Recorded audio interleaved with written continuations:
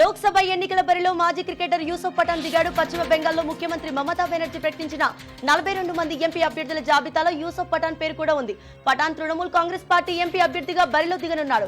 West బెంగాల్లోని బరంపూర్ నియోజకవర్గం నుంచి యూసుఫ్ పఠాన్ కు టీఎంసీ బరిలోకి దించింది. ఉదయమే తృణమూల్ యూసుఫ్ పఠాన్ టీఎంసీలో చేరాడు. అలా చేరాడో లేదో పఠాన్ కు దీదీ టికెట్ కేటాయించింది. బౌద్ధ సమాజం అభివృద్ధి కోసం 225 కోట్ల విలువైన 38 ప్రాజెక్టుల కేంద్ర మైనార్టీ వ్యవహారాలు, మహిళా శిశు సంక్షేమ శాఖ మంత్రి స్మృతి ఇరానీ వర్చువల్ శంకుస్థాపన చేశారు. ప్రధానమంత్రి జన్ వికాస్ కార్యక్రమం కింద ఈ ప్రాజెక్టును అమలు చేస్తున్నారు. బౌద్ధుల అభివృద్ధి శ్రేయస్సు కోసం ప్రభుత్వం బౌద్ధ సమాజ అభివృద్ధి ప్రణాళికను శ్రీకారం చుట్టనుంది.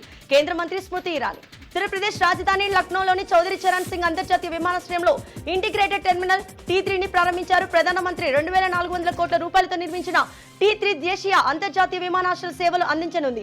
రద్దీ సమయాల్లో 4000 మంది ప్రయాణికులకు హ్యాండిల్ చేయగల సామర్థ్యాన్ని కలిగి ఉంది. మొదటి దశలో సంవత్సరానికి 8 మిలియన్ల మంది ప్రయాణికులు గమ్యస్థానాలకు చేరనుంది.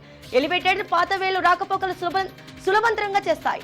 పార్లమెంట్ ఎన్నికలు సమీపిస్తున్న వేళ మహారాష్ట్రలోని మహావికాస్ అఘాడీలో లుకలుకలు బయటపడుతున్నాయి. శివసేన ఉద్ధవ్ ఠాక్రే వర్గం, ఎన్సీపీ శరద్ పవార్ వర్గం, కాంగ్రెస్ పార్టీల మధ్య సీట్ల వ్యవహారంపై చర్చలు జరుగుతున్నాయి. 3 పార్టీలు ఎవరెవరు ఎక్కడెక్కడ పోటీలు చేయాలన్న దానిపై త్వరలోనే అధికార ప్రకటన చేయనున్నాయి. ఇంతలోనే కాంగ్రెస్ సీనియర్ నేత, మహారాష్ట్ర మాజీ పీసీసీ అధ్యక్షుడు సంజయ్ నిరుపం కీలక వ్యాఖ్యలు చేశారు.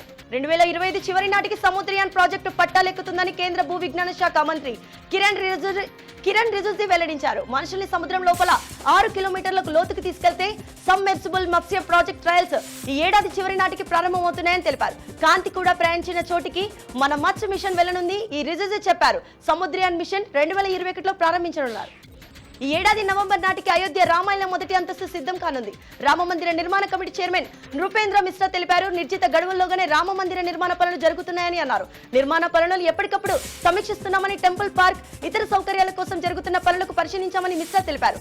ఆలయంలోని మొదటి 2 అంతస్తుల నిర్మాణాలను త్వరగా పూర్తి చేయడంపై దృష్టి సారించామని, రామ్లల్లా దర్బార్ నవంబర్ నాటికి పూర్తి కానుందని పేర్కొన్నారు. లోక్సభ ఎన్నికలకు సమయం దగ్గర పడుతుందని, దేశంలో రాజకీయ వేడి పెరుగుతుందని రాజకీయ పార్టీలు ఇప్పటికే అభ్యర్థులను ఖరారు చేసి ప్రచారానికి సిద్ధమవుతున్నాయి. ప్రైవేట్ జెట్లు, విమానాల డిమాండ్ పెరుగుతున్నదని, గత ఎన్నికల్లో కంటే ఈసారి 40% డిమాండ్ పెరిగే అవకాశం ఉందని నిపుణులు అంచనా వేస్తున్నారు. ప్రైవేట్ జెట్స్ కి డిమాండ్ ఎక్కువగా ఉంటుందని అన్నారు. చార్టర్డ్ ప్లేన్స్, హెలికాప్టర్ లభ్యత కన్నా ఎక్కువ డిమాండ్ ఉండే అవకాశం ఉందని అన్నారు. కొంతమంది హెలికాప్టర్ లీజ్ కు తీసుకునే అవకాశం ఉందని చెప్పారు. పక్ష ఇండియా కూటమికి పశ్చిమ బెంగాల్ సీఎం తృణమూల్ కాంగ్రెస్ అధినేత్రి మమతా బెనర్జీ షాక్ ఇచ్చారు.